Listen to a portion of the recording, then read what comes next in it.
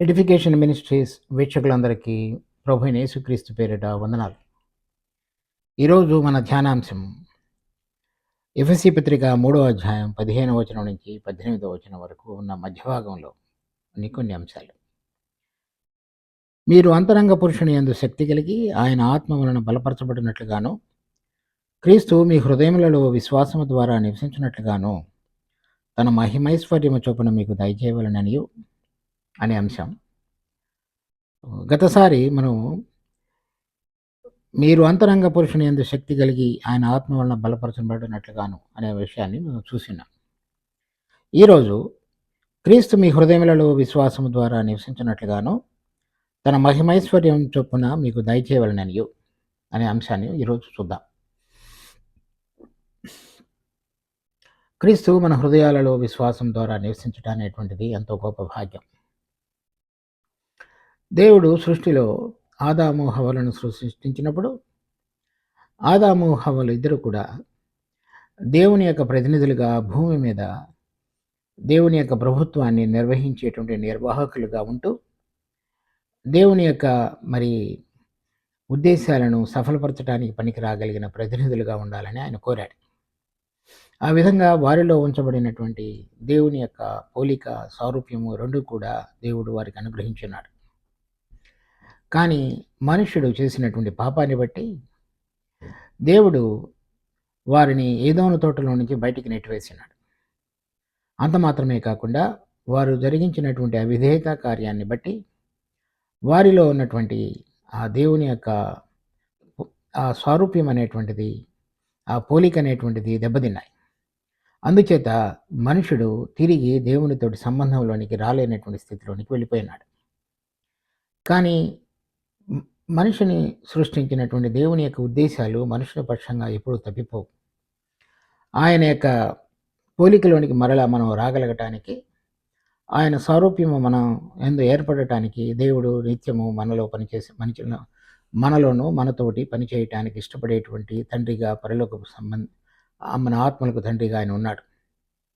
అందుచేత అనేకమైన ఉదాహరణల ద్వారా ఆయన గతంలో మాట్లాడుతూ వచ్చాడు. పాత నిబంధనలో మనం చూసినప్పుడు ఇశ్రాయేలీయులను ఐగుప్తు దేశంలో నుంచి విడుదల పొందిన తరువాత వారందరూ కూడా ఈ విధంగా పాట పాడారు. చూడండి, నిర్గమకాండం 15వ అధ్యాయంలో 17వ వచనం. నీవు నీ ప్రజలను తోడుకుని వచ్చేదవు, యెహోవా నీ స్వాస్థ్యమైన కొండ మీద, ప్రభువా నీవు నివసించుటకు నిర్మించుకున్న చోటను నీ చేతులు స్థాపించిన పరిశుద్ధాలయమందు వారిని నిలువబెట్టెదవు, యెహోవా నిరంతరము ఏలువాడు. కనుక ఆదిలో కూడా నిర్గమకాండ సమయంలో దేవుని చేత విమోచించబడినటువంటి ఇశ్రాయేలీయులు దేవుడు వాడి మధ్యలో నివసించటకు ఇష్టపడుతున్నవాడు అనేటువంటిది ఆయన యొక్క ముఖ్యమైన ఉద్దేశం అనేటువంటిది ఆ విడుదల సమయంలోనే వారు గమనించి పాడినటువంటి పాట. దాని తర్వాత నిర్గమకాండం 25వ అధ్యాయం 8వ వచనం. నేను వారిలో నివసించినట్లు వారు నాకు పరిశుద్ధ స్థలమును నిర్మింపవలెను. ఇది రక్షణ పొంది విడుదల పొందినటువంటి ఇశ్రాయేలీయులందరూ కూడా దేవుడు వారి మధ్యలో నివసించాలనేటువంటి దేవుని యొక్క తలంపు, దేవుడు వారి మధ్యలో ఉండటానికి ఒక గుడారాన్ని కట్టాలని, పరిశుద్ధ మందిరాన్ని కట్టాలనేటువంటిది మోషేకు తెలియపరుచున్నాడు. దానికి అనుగుణంగా నిర్గమకాండం 40వ అధ్యాయం 33వ వచనం. మరియు అతడు మందిరమునకు బలిపీఠమునకు చుట్టూ ఆవరణమును ఏర్పరిచి ఆవరణపు ద్వారము త్వరను వేసెను. అలాగున మోషే పని సంపూర్తి చేసెను. అప్పుడు మేఘము ప్రత్యక్షపు గుడారమును కమ్మగా యెహోవా తేజస్సు మందిరమును నింపెను. ఆ మేఘము మందిరము మీద నిలుచుట చేత మందిరము యెహోవా తేజస్సుతో నిండిన కనుక మోషే ప్రత్యక్ష గుడారములోనికి వెళ్ళలేక ఉండెను. ఆ విధంగా దేవుని యొక్క తేజస్సు, మహిమ, దేవుడిచ్చిన క్రమం చొప్పున ఆ పరిశుద్ధ గుడారాన్ని కట్టినప్పుడు దేవుని యొక్క మహిమ దాని మీదకు వచ్చి వాలి ఉండినట్లుగా మనం చూస్తున్నాం. కానీ వారి యొక్క అపనమ్మకం, తర్వాత విగ్రహారాధనతో కూడిన జీవితాన్ని బట్టి 78వ కీర్తన 58వ వచనం. వారు ఉన్నత స్థలములను కట్టి ఆయనకు కోపం పుట్టించిరి, విగ్రహములను పెట్టుకుని ఆయనకు రోషం కలుగజేసిరి. దేవుడు దీన్ని చూచి ఆగ్రహించి ఇశ్రాయేలునందు బహుగా అసహ్యించుకొనెను. షీలోహు మందిరమును, తాను మనుషులలో సంస్థాపన చేసిన గుడారమును ఆయన విడిచిపెట్టెను. ఆయన తన బలమును చెరకును, తన భూషణమైన దానిని విరోధుల చేతికిని అప్పగించెను. తన ప్రజలను ఖడ్గమునకు అప్పగించెను. ఆయన తన స్వాస్థ్యము మీద ఆగ్రహించెను. ఈ విధంగా మరి మొట్టమొదటిలో వారు విమోచించబడినటువంటి ప్రజల మధ్యలో ఆ ప్రత్యక్ష గుడారం మధ్య కట్టేటంత వరకు ఆయన వారి మధ్యలో నివసించలేదు. ప్రత్యక్ష గుడారం కట్టిన తర్వాత వారి మధ్యలో ఆయన నివసించున్నాడు. తర్వాత సమూయేలు సమయంలో ఆ మందసం, దేవుని మందసం పట్టబడి ఉన్నప్పుడు మరలా ఆయన సన్నిధి వారి మధ్యలో లేదు. దావీదు మరలా ఆ మందసాన్ని తీసుకుని వచ్చిన తరువాత మరలా సొలొమోను సమయంలో ఆ మందిరం కట్టబడి దేవుని యొక్క సన్నిధి మరి దేవుని యొక్క మందసం వారి మధ్యలో ఉన్నది, దేవుని యొక్క నివాస స్థలంగా ఉన్నది. దాని తర్వాత మరి బబులోని దేశంలోనికి వారందరూ కూడా పట్టబడిపోయినప్పుడు దేవుని యొక్క నివాస స్థలము కూడా మరి దేవుని యొక్క ఆలయము చెరపబడి ఉన్నది. దాని తర్వాత మరి జెరుబ్బాబేలు, యెహోషువ వీరందరూ కూడా వచ్చి మందిరాన్ని మరలా కట్టారు. కానీ మొదటిసారి మందిరాన్ని నిర్మించినప్పుడు వచ్చినటువంటి మహిమ, అటువంటి మహిమ తిరిగి రాలేదు. దాని తరువాత మరి ప్రభు అయిన యేసుక్రీస్తును వారు సిలువ వేసిన తరువాత వారి మధ్యలో ఉన్నటువంటి మందిరము పడగొట్టబడింది. ఆ విధంగా దేవుని యొక్క నివాస స్థలము దేవుని ప్రజల మధ్యలో కొన్నిసార్లు ఉండి కొన్నిసార్లు లేకుండా ఉంటూ వచ్చినటువంటి ఉదంతాలను మనము దేవుని ప్రజల యొక్క చరిత్రలో మనం చూస్తాం. కానీ మన ప్రభు ఈ లోకానికి వచ్చినప్పుడు ఈ విధంగా రాయబడింది. యోహాను సువార్త 1వ అధ్యాయం 1వ వచనం, ఆది యందు వాక్యముండెను, వాక్యము దేవుని యొద్దుండెను, వాక్యము దేవుడై ఉండెను. ఈ వాక్యము దేవుడై ఉండెను. ఆ వాక్యము 14వ వచనంలో చూస్తే యోహాను సువార్త 1వ అధ్యాయం 14వ వచనం, ఆ వాక్యము శరీరధారి అయి కృపా సత్య సంపూర్ణుడిగా మన మధ్య నివసించను. ఇప్పుడు వాక్యము దేవుడు అనగా వాక్యము శరీరధారి అయి మన మధ్య కృపాసత్య సంపూర్ణుడిగా నివసించున్నాడు. అంతవరకు దేవుడు మనుషుల మధ్యలోనికి రాగలిగినటువంటి విధంగా మరి దేవుని యొక్క పరిశుద్ధత, పవిత్రత, మనుషుని యొక్క అపవిత్రత ఎప్పుడు కూడా అడ్డం పడుతూ వచ్చాయి. కనుక దానిని మరి తీసివేయటానికి శరీరధారుడిగా ఆ శరీరంలో ఆయన మన మధ్యలో నివసిస్తూ దేవుని యొక్క గుణములైనటువంటి కృపను, సత్యాన్ని మనకు బయలుపరిచిన విధంగా మన ప్రభు అయిన యేసుక్రీస్తు మన మధ్యలో నివసించున్నాడు. అంటే దేవుని యొక్క గుడారము మన మధ్యలో ఉండుట అనేటువంటిది అర్థం. ప్రభు అయిన యేసుక్రీస్తు మరి శరీరధారి అయి కృపాసత్య సంపూర్ణుడిగా మన మధ్య నివసించును, లేక ఆయన గుడారముగా మన మధ్యలో ఉండెను అని అర్థం. తర్వాత మన ప్రభు ఈ లోకంలో ఉండగానే మన శిష్యులతో ఈ విధంగా చెప్పినాడు. చూడండి, యోహాను సువార్త 14వ అధ్యాయం. యేసు ఫిలిప్పు, నేను ఇంతకాలము మీ వద్ద ఉండినను నీవు నన్ను ఎరుగవా? నన్ను చూచిన వాడు తండ్రిని చూచున్నాడు కనుక తండ్రిని మాకు కనపరచమని ఎలా చెప్పుచున్నావు? తండ్రి యందు నేనును నా యందు తండ్రి ఉన్నామని నీవు నమ్ముటలేదా? నేను నీతో చెప్పుతున్న మాటలు నా అంతట నేనే చెప్పుటలేదు, తండ్రి నా యందు నివసించుచు తన క్రియలు చేయుచున్నాడు. ఇక్కడ మరింత తేటగా ప్రభు మాట్లాడుతున్నాడు. తండ్రి యందు కుమారుడు, తర్వాత తండ్రి కుమారుని యందు నివసించడం ద్వారా మరి తండ్రి యొక్క క్రియలన్నీ కూడా కుమారుడు చేయుట అనేటువంటిది స్పష్టంగా తేటతెల్లమై తను పరిచర్య జరిగించినటువంటి 3.5 సంవత్సరాల కాలంలో మరి ప్రభువు మాట్లాడిన మాటలు, చేసినటువంటి క్రియలు, జరిగించిన అద్భుత కార్యములు, మరి చెప్పినటువంటి బోధ, ఇవన్నీ కూడా తండ్రి ఈ లోకంలో ఉన్నట్లుగా ఏదైతే చేసి ఉండేవాడో ఆ విషయాలన్నీ కూడా మరి తండ్రి యందు తను నివసించడం ద్వారా అవన్నీ కూడా జరిగించి మరి తండ్రి యొక్క గుణములైనటువంటి కృపను, సత్యాన్ని మనందరికీ బయలుపరిచున్నాడు. ఆయన ఇప్పుడు మరి సిలువ వేయబడి తిరిగి లేచి మరి పరమునకు ఆరోహణమైన తరువాత మరి మనందరకు అనుగ్రహించబడినటువంటి గొప్ప భాగ్యం ఇప్పుడు మనం చదువుతున్నటువంటి ఎఫెసీ పత్రిక 3వ అధ్యాయంలోని 17వ వచనం. క్రీస్తు విశ్వాసము ద్వారా మీ హృదయములలో నివసించినట్లుగా. ఏ విధంగా అయితే మన ప్రభు అయిన యేసుక్రీస్తు తండ్రి యందు నివసించి మరి తండ్రి యొక్క స్వభావాన్ని, ఆ స్వభావాన్ని పోలి గుణములను, ఆ గుణములకు అనుసారంగా చేసినటువంటి క్రియలను తను వ్యక్తపరుస్తూ ఈ లోకంలో మరి మనకు తండ్రి యొక్క పరిచయాన్ని కావించున్నాడు.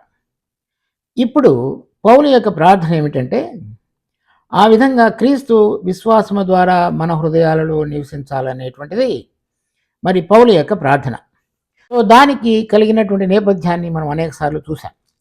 చూడండి, ఈ లోకంలో మనము ఒక సంఘముగా కూర్చబడి, ఆ సంఘంలో యూదులు, అన్యజనులు, మరి రకరకాలైనటువంటి వారందరినీ యొక్క భేదములన్నీ కూడా పడగొట్టబడి ఒక నూతనమైన పురుషునిగా సృష్టించినటువంటి సంఘంగా చేయబడి ఆత్మ మూలంగా దేవునికి నివాస స్థలంగా ఉండటానికి కట్టబడి ఉన్నాం.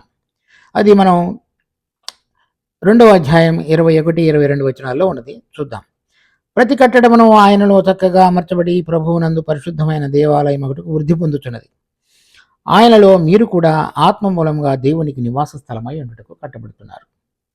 కనుక ఇది విశ్వాసి ఒకరుగా దేవునికి నివాస స్థలంగా ఉండుట అనేది కాదు, కానీ మనందరము కలిసి దేవునికి ఆలయంగా ఉండుటకు కట్టబడుట అనేటువంటి దానిని గురించినటువంటి సూచన. అది ఎఫెసీ పత్రిక 2వ అధ్యాయం 21-22 వచనాలలో. ఇప్పుడు చెప్పబడుతున్నటువంటి మరి 3వ అధ్యాయం 17వ వచనంలో చెప్పబడిన యేసుక్రీస్తు విశ్వాసం ద్వారా మీ హృదయములలో నివసించుట అనేటువంటిది కూడా సంఘం అనేటువంటి దాని విషయమై మాట్లాడుతున్నాడు. ఎందుకంటే 3వ అధ్యాయం 8-9 వచనాలలో కూడా మనం చూస్తాం. 8-11 వచనాల్లో మరలా చదువుతాం. చూడండి. దేవుడు మన ప్రభు అయిన యేసుక్రీస్తునందు చేసిన నిత్య సంకల్పం చొప్పున పరలోకములో ప్రధానులకును అధికారులకును సంఘము ద్వారా తన యొక్క నానా విధమైన జ్ఞానము ఇప్పుడు తెలియబడవలని ఉద్దేశించి, కనుక ఈ మనుషులలో దేవుడు నివసించి ఆయన యొక్క నానా విధమైనటువంటి జ్ఞానమును, అంటే మనలో జరిగించినది, మన ద్వారా జరిగించబడినటువంటి విషయాలు, ఆ దేవుని యొక్క కృపను రుచి చూచి సత్యాన్ని అన్వయించుకొని లోకములో ఉన్నటువంటి తీరుకు భిన్నంగా జీవించి దేవుని యొక్క మరి పోలికలోనికి మార్చబడుతున్నటువంటి అనుభవంలో జీవించగలిగినటువంటి సంఘం ద్వారా పరలోకంలో ఉన్న ప్రధానులకు దేవుడు తన యొక్క ఉద్దేశాలను తెలియపరచాలని కోరుతున్నాడు.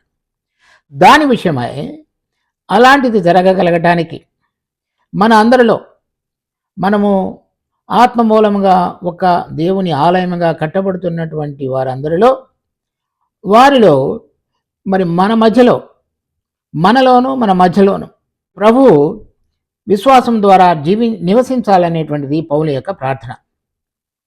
మన ప్రభు ఈ లోకంలో మరి తండ్రి యొక్క గుణములను ప్రకటిస్తూ జీవించిన వాడుగా ఉన్నాడు. కనుక ఎవరైతే విశ్వాసులుగా ఉంటూ ప్రభు అయిన యేసుక్రీస్తును వారి వారి జీవితాలలోనూ సంఘములలో అధికారిగా నియమించబడినటువంటి క్రీస్తును కలిగి జీవించేటువంటి అనుభవం కలిగి ఉన్నారో వారందరూ కూడా దేవుని యొక్క మహిమను ఈ లోకంలో బయలుపరిచేటువంటి వారుగా ఉంటారు. మన ప్రభు మరి ఈ లోకంలో ఉండగా తండ్రి కోరుతున్నటువంటి చిత్తాన్ని నెరవేరుస్తూ తండ్రి యొక్క చిత్తాన్ని సంపూర్ణంగా నెరవేర్చి తండ్రి యొక్క గుణములను, తండ్రి యొక్క స్వభావాన్ని, తండ్రి యొక్క బలాన్ని, తండ్రి యొక్క మహిమను వెల్లడిపరుచున్నాడు. కనుక పౌలు యొక్క ప్రార్థన కూడా మనందరం కూడా కూడి వచ్చినప్పుడు వ్యక్తిగతంగా ఆత్మ ద్వారా ఒక ఆత్మలోనికి బాప్తిజం పొందిన మనందరం కూడా ఒక శరీరముగా పనిచేసేటువంటి అనుభవాన్ని కలిగి ఆ శరీరంలో క్రీస్తు విశ్వాసం ద్వారా జీవించడం ద్వారా మనము దేవుని యొక్క స్వభావాన్ని సంతరించుకొని ఆ స్వభావానికి తగినటువంటి గుణములను, ఆ గుణముల పోలిక చొప్పున క్రియలను జరిగిస్తూ తండ్రిని మహిమపరచాలనేటువంటిది పౌలు యొక్క ఉద్దేశం, తండ్రి యొక్క అభిష్టం కూడా. కనుక దానికి తగిన విధంగా పౌలు ప్రార్థిస్తున్నాడు. అయితే ఇది విశ్వాసం ద్వారా క్రీస్తు మీ హృదయాలలో నివసించినప్పుడు ఆదికాండంలో ఏదోను తోటలో జరిగినటువంటి ఏదైతే మరి అవిధేయత వలన ఆదాము దేవుని యొక్క సన్నిధి నుండి పారదోలబడి ఉన్నాడో మరలా తిరిగి ఇప్పుడు మరలా విశ్వాసులైన మనందరం కూడా ఎవరెవరైతే విశ్వాసం ద్వారా క్రీస్తును వారి హృదయాలలో నివసించగలిగేటువంటి విధంగా ఆహ్వానించి ఆయన అధికారానికి, ప్రభుత్వానికి లోబడుతూ, ఆయన జీవం ద్వారా జీవిస్తూ, దేవుని యొక్క గుణములను సంతరించుకొని దానికి తగినటువంటి స్వభావాన్ని వెల్లడిపరుస్తూ, ఆ క్రియలను జరిగిస్తూ, ఆ మాటలను మాట్లాడుతూ, ఆ ఆలోచనను కలిగి జీవించేవారుగా ఉంటారో వారందరి మధ్యలో ఆయన నివసిస్తూ తండ్రికి మహిమ తీసుకుని రాగలిగే విధంగా వారు ఉండగలుగుతారు. అటువంటిది మనం నేర్చుకోవాలనేటువంటిది పౌలు యొక్క ప్రార్థన కూడా. కనుక ఇది మరి రక్షణ పొందిన విశ్వాసులందరూ ఆ విధంగా జీవించుతారా, వారందరిలో కూడా ఆయన నివసిస్తాడా అంటే, అలా నివసించే విధంగా కనుక ఉన్నట్లయితే పౌలు ఇటువంటి ఎఫెసీలో ఉన్న విశ్వాసులకు గురించి ఆ విధంగా ప్రార్థించవలసిన అవసరం ఉండేది కాదు. కనుక ఇది మరి దానంతట తానుగా అలా జరగవలసినటువంటి కార్యం కాదు. అది తగినటువంటి వాతావరణాన్ని వ్యక్తిగత విశ్వాసుల హృదయాలలో కలిగించబడినప్పుడు, సంఘంలో కూడా ఆయన శిరసత్వాన్ని గుర్తెరిగి ఆయనకు లోబడగలిగినటువంటి విధంగా పరిశుద్ధులు కూడి వచ్చినప్పుడు జరిగించినటువంటి అభ్యాస కార్యం చేత ఆయన మన మధ్యలో నివసించి ఆయన తన బలాన్ని, గుణములను, కృపను మన ఎడల విస్తరింపజేస్తూ నడిపించేవాడుగా ఉంటాడు. అది మరి దేవుని యొక్క ప్రణాళిక సంఘంగా కూడి వచ్చేటువంటి విషయంలో. అది అనేక సంఘాలలో కానీ మరి చాలాసార్లు ఒక మనుషుని యొక్క క్రమం చొప్పున పోలి నడిచినప్పుడు అటువంటి దేవుని యొక్క స్వభావాన్ని, గుణములను ప్రకటించేటువంటి విషయాలలో తప్పిపోవటం అనేటువంటిది మనం చూడగలుగుతున్నాం ఈ రోజుల్లో. కానీ దేవుడు మనందరినీ కూడా క్షమించి మాటిమాటికి ఆయన మన పక్షంగా కలిగినటువంటి అనేకమైన ఉద్దేశాలను చక్కగా తెలియపరచాలని ఉద్దేశం కలిగి మరి మాటిమాటికి తన యొక్క వాక్యం ద్వారా, ఆత్మ ద్వారా మనలను ఆహ్వానిస్తూ ఆయన పిలిచిన పిలుపు యొక్క ఉన్నతమైనటువంటి దానికి గుర్తు చేస్తూ నడిపిస్తున్నాడు. మనం విశ్వాసం ద్వారా జీవించటం అనేటువంటిది మనం అభ్యాసం తెలుసుకోవాలి. విశ్వాసం అనేటువంటి దానిలో మళ్ళా 2 భాగాలు ఉన్నాయి. ఒకటి, దేవుడు తాను జరిగించినటువంటి కార్యమందు లేక ఇచ్చినటువంటి వాగ్దానమందు విశ్వసించడం అనేటువంటిది ఒకటి. రెండవది, స్వయంగా దేవుని యందు విశ్వాసం ఉంచడం అనేటువంటిది ఒకటి. సో ఈ 2 కూడా వేరువేరుగా మనలో పనిచేస్తాయి. 2 విశ్వాస సంబంధమైనవే. దేవుడు మనకు అనుగ్రహించినటువంటి చేసినటువంటి కార్యము అనగా ఆయన మనలను ప్రేమించి తన కుమారుడైన యేసుక్రీస్తును మన కొరకు బలి అర్పణముగా అర్పించడం ద్వారా మన పాపములకు క్షమాపణ కలిగి ఉన్నది. దానిని మనం విశ్వసిస్తున్నాం. అందుచేత మనకు మన పాపములకు క్షమాపణ కలిగింది. తర్వాత మనం రక్షణ పొంది ఉన్నాం. తర్వాత మన ప్రభువైన యేసుక్రీస్తు తిరిగి రాబోతున్నాడు. దాన్ని గురించినటువంటి నిరీక్షణ వచనం మనకి ఇవ్వబడినది. ఆ నిరీక్షణ యందు మనం విశ్వసించి ఆయన రాకడ కొరకు ఎదురు చూస్తున్నాం. అది కూడా రాబోయేటువంటి దినాలలో జరగబోయేటువంటి కార్యం. కనుక దేవుడు మన పక్షంగా జరిగించిన కార్యముల యందు విశ్వసించుట, జరగబోయేటువంటి కార్యముల యందు విశ్వసించుట, అది విశ్వాసం ద్వారా ప్రతి విశ్వాసి జరిగించేటువంటిది. అలా కాకుండా, అంత మాత్రమే కాకుండా ఎవరైతే ఈ వాగ్దానములను అనుగ్రహించున్నాడో ఆయన యందు విశ్వసించడం, ఆయన చేసిన కార్యమందు, ఆయన ఇచ్చిన వాగ్దానముల యందు విశ్వసించుట అనేటువంటిది ఒక ఎత్తు. స్వయంగా ఆయన యందు విశ్వసించడం అనేటువంటిది ఇంకొక ఎత్తు. ఆయన యందు విశ్వసించడం ద్వారా ఆయనలో ఉన్నటువంటి బలాన్ని, శక్తిని అన్వయించుకొని జీవించడానికి మనం విశ్వసించడం అనేటువంటిది గుర్తు. కనుక ఆ విధంగా ప్రభువైన యేసుక్రీస్తు మనలో జీవించడం ద్వారా దేవుడు మనల్ని ఏ విధంగా జీవించాలని కోరుతున్నాడో ఆ విధంగా జీవించగలగటానికి పనికి రాగలిగినటువంటి విశ్వాసంలోనికి వచ్చుటని అర్థం. ఇక్కడ ఆయన ఇచ్చినటువంటి వాగ్దానములు లేక రాబోతున్నటువంటి నిరీక్షణ గురించి, ఇవ్వబడినటువంటి మహిమ పిలుపు యొక్క నిరీక్షణ గురించినటువంటిది కాదు, కానీ ఆయన మనలో నివసించడం ద్వారా ఆయనలో ఉన్న బలము, శక్తి మనలో పనిచేసి మనము దేవునికి నివాస స్థలంగా ఉండకుండా ఉండటానికి అడ్డం పడే ప్రతి శక్తి మీద బలం పొందగలగటానికి విశ్వసించటం, అది మనందరం కూడా అభ్యాసం చేయవలసిన కార్యం. కనుక శరీర సంబంధమైనటువంటి మనలో ప్రాణ సంబంధమైనటువంటి జీవం, లోక సంబంధమైనటువంటి ఆశలు రకరకాలుగా పనిచేస్తాయి. క్రీస్తు విశ్వాసం ద్వారా మనలో జీవించడానికి ఆయనలో ఉన్నటువంటి బలము, శక్తి పరలోక సంబంధమైనటువంటిది. తర్వాత ఇక్కడ ఉన్నటువంటి శరీరము, లోకమును ఓడించి నూతనమైన విధంగా జీవించడానికి పనికి రాగలిగిన విధంగా విశ్వాసం ఉంచటం. ఆ బలం ద్వారా మనము విశ్వసించడం ద్వారా ఆయనకు మరి మనలో నివసించగలిగేటువంటి స్థావరాన్ని మనం ఏర్పరచగలిగిన వారంగా చేయబడతాం.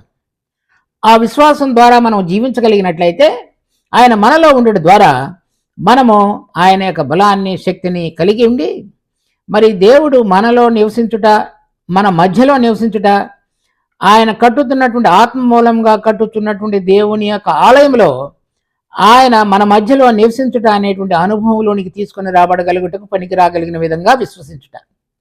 ఇది ప్రతి ఒక్క విశ్వాసి వ్యక్తిగత విషయంలోనూ సంఘంగాను పని చేయడానికి పనికి రాగలిగిన విధంగాను విశ్వాసాన్ని ప్రభు అయిన యేసుక్రీస్తునందు అభ్యాసం చేయవలసినటువంటి కార్యం.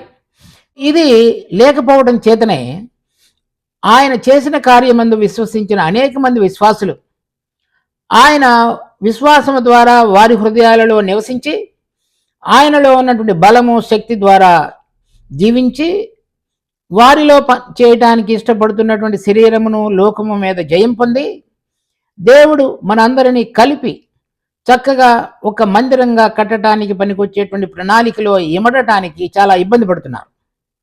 అది దాని మీద జయం పొందగలగటానికి పనికి రాగలిగినటువంటిదే మన ప్రభు అయిన యేసుక్రీస్తు విశ్వాసించడం ద్వారా మనలో జరిగించేటువంటి బలోపేతమైనటువంటి కార్యం. ఆ విధంగా జరిగించబడినప్పుడు మనము దేవుని యొక్క కార్యములను ఏ విధంగా అయితే ప్రభువు తండ్రి యందు నిలిచుండడం ద్వారా, నివసించడం ద్వారా మరి దేవుని యొక్క కార్యములన్నిటి నువ్వు చేయగలిగినాడో, మాట్లాడి బోధించినాడో, అనేకమైన విషయాలలో మరి ఏ విధంగా తండ్రి యొక్క చిత్తాన్ని నెరవేర్చడానికి పనికి రాగలిగిన విధంగా తన ప్రాణాన్ని కూడా సిలువలో అర్పించున్నాడో ఆ విధంగా విశ్వాసులు మరి ప్రభువు గనక మన జీవితాలలో జీవించినట్లయితే జీవించగలుగుతారు. అది పౌలు కూడా గలతీ పత్రిక 2వ అధ్యాయం 20వ వచనంలో చెప్పినాడు. ఇక జీవించుతున్నది నేను కాదు గాని నన్ను ప్రేమించి నా కొరకై చనిపోయి తిరిగి లేచిన యేసుక్రీస్తునందు విశ్వాసం మూలమున నేను జీవించుతున్నాను. కనుక ప్రభు చెప్పినాడు, ఎవరైనా నా యందు విశ్వాసం ఉంచిన ఎడల నాకంటే అధికమైన క్రియలు వారు చేయరు. అంటే వారిలో ఉన్నటువంటి బలమును మనం ఉపయోగించుకొని దేవుడు ఏదైతే సంఘం ద్వారా ఈ లోకములో ఇప్పుడు ఆయనకు నివాస స్థలంగా చేయబడిన మనము దేవుడు మన మధ్యలో ఉండుట అనే దానికి గుర్తుగా జరిగించవలసిన కార్యాలన్నీ జరిగించడానికి పనికి రాగలిగినటువంటి బలాన్ని మనం ఆయన ద్వారా పొందగలుగుతాం. ఆ విషయాన్ని మనం గమనించాలి. అది దేవుని యొక్క ప్రణాళిక. అది మనలో ప్రారంభమై సంఘంలో కలిసి అటువంటి నివసించుట అనేటువంటి అనుభవపూర్వకమైన దానిలోనికి మనం తీసుకుని రాబడగలుగుతాం. దీని యొక్క ప్రత్యక్షత మన అందరికీ కలిగి ఉండాలనేటువంటిది పౌలు యొక్క భారం. దీని యొక్క అవగాహనలోనికి, అర్థవంతమైనటువంటి జీవితం యొక్క అనుభవంలోనికి రాగలుగుటకు దేవుడు మనందరికీ సహాయపడాలనేటువంటిది మనం చూస్తున్నాం. అయితే దానికి కొన్ని షరతులు కూడా ఉన్నాయి. రక్షించబడిన మనందరం కూడా మరి మనము ఆయనలో ఉన్నాం.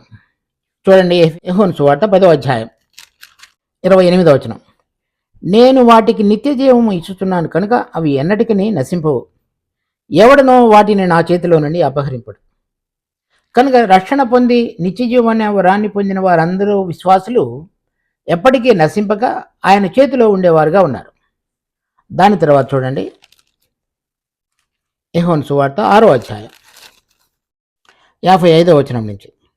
నా శరీరము నిజమైన ఆహారమును, నా రక్తము నిజమైన పానమును అయినది.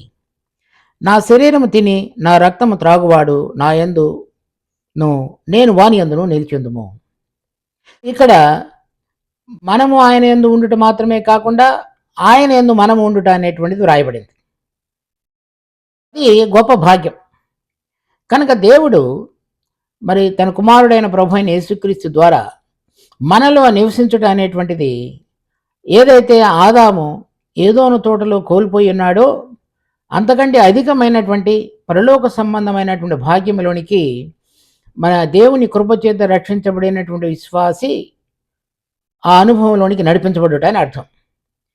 ఇది నా శరీరమును తిని నా రక్తమును త్రాగువాడు అంటే ఎవరైతే ఆయన చెప్పినటువంటి మాటలను విశ్వసించి దానిని యథాతథంగా తీసుకొని వారి జీవితాలలో అన్వయించుకుంటూ లోక సంబంధమైన విషయాలలో మరి చనిపోయి నూతనంగా ప్రభువుకు వారి వారి జీవితాలలో స్థానం ఇవ్వగలిగిన వారని అర్థం. అలా అయినప్పుడు దేవుడు వారి మధ్యలో నివసించేవాడిగా ఉంటాడు.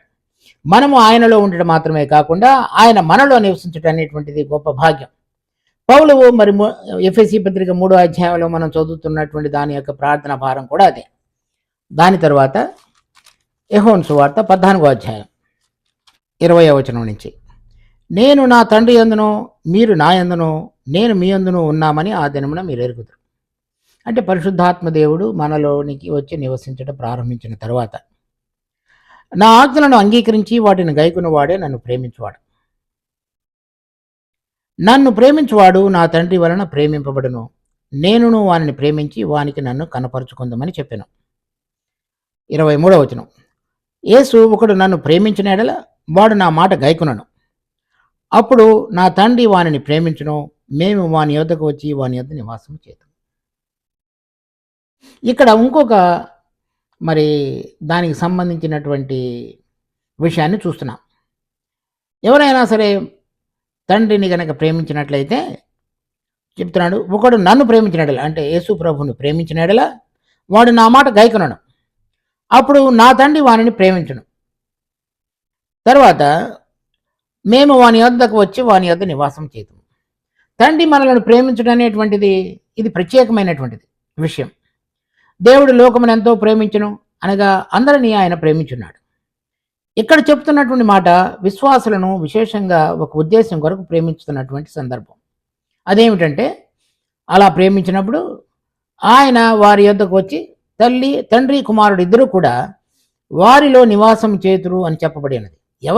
ఎవరిలో వారు నివాసం చేయడానికి ఇష్టపడేవారుగా ఉన్నారంటే, నిలిచి ఉండడానికి ఇష్టపడేవారుగా ఉన్నారంటే, ఎవరైతే వారిని ప్రేమించేవారు ఉన్నారో, యేసు ప్రభువును ప్రేమించుతారో, ప్రేమించడానికి గుర్తుగా ఆయన ఆజ్ఞలను గైకొంటారో, అటువంటి వారిలో ఆయన నిలిచి ఉండి నివాసం చేసేవారుగా ఉంటారు. దీని యొక్క అనుభవంలోనికి యోహాను సువార్త 6వ అధ్యాయంలో చెప్పబడింది, నా శరీరము తిని నా రక్తము త్రాగువాడు అనగా లోక విషయమై మరి ఆకలి దప్పులు చనిపోయినటువంటి వారుగాను ప్రభు విషయమైనటువంటి ఆసక్తి కలిగిన బిడ్డలు అని అర్థం. ఇక్కడ మనం చూస్తున్నప్పుడు ఆయనను ప్రేమిస్తూ ఆయన ఆజ్ఞలను గైకొనేవారని అర్థం. ఈ రెండు విషయాల ద్వారా ప్రభువు మనలో నివసించడానికి ఇష్టపడేవాడుగా ఉన్నాడని అర్థం. అంటే పౌలు యొక్క ప్రార్థనలో విశ్వాసము ద్వారా యేసు ప్రభు మీలో నివసించుట అనేది అర్థం ఏమిటంటే, మనము లోక విషయములలో చనిపోయిన వారంగాను శరీర విషయంలో సిలువ వేయబడిన వారంగాను ఉంటూ దేవుని విషయాలను ప్రేమించి తండ్రిని కుమారుని ఇష్టపడి వారిని మన జీవితంలోనికి మరి ఎల్లప్పుడూ నివసించగలగటానికి పనికి రాగలిగినటువంటి అంతరంగ స్వభావంలోనికి గనక మార్చబడుతున్నట్లయితే వారు మనలో నివసించడానికి ఇష్టపడేవారుగా ఉంటారనే విషయం మనకు అర్థమవుతుంది. కనుక పౌలు యొక్క ప్రార్థనలో విశ్వాసం ద్వారా క్రీస్తు మీ హృదయములలో నివసించుట అనే మాటకు అర్థం, మనము ఈ లోక విషయములలో చనిపోతూ ప్రభువుని విషయములలో ప్రేమిస్తూ ఆయన ఆజ్ఞలను గైకొనటానికి ఇష్టపడేటువంటి జీవితం అని అర్థం. లేక ఒక మాటలో చెప్పాలంటే గలతీ పత్రిక 2వ అధ్యాయం 20వ వచనంలో పౌలు చెప్పినటువంటి అర్థం. కనుక అటువంటి అనుభవంలోనికి రాగలిగినటువంటి ద్వారా సంఘంలో మరి వీరందరూ కూడా ఆ దేవుని యొక్క గుణముల పోలికలోనికి మార్చబడుతూ పరలోకములోనికి లేవనెత్తబడినప్పుడు ఈ అనుభవంలో ప్రభువును కలిగి ఉన్నవారు కనుక వీరి ద్వారా మరి పరలోకములో ఉన్నటువంటి దూతలకు ప్రధానులకు మరి కుమారుడు తండ్రి ఎదుట మనందరినీ కూడా పరిచయం కావించి తండ్రి అనేటువంటి దేవునికి మహిమను తీసుకొని వచ్చేవాడుగా ఉన్నాడు. ఆ విశిష్టతను మనం గుర్తెరగాలి.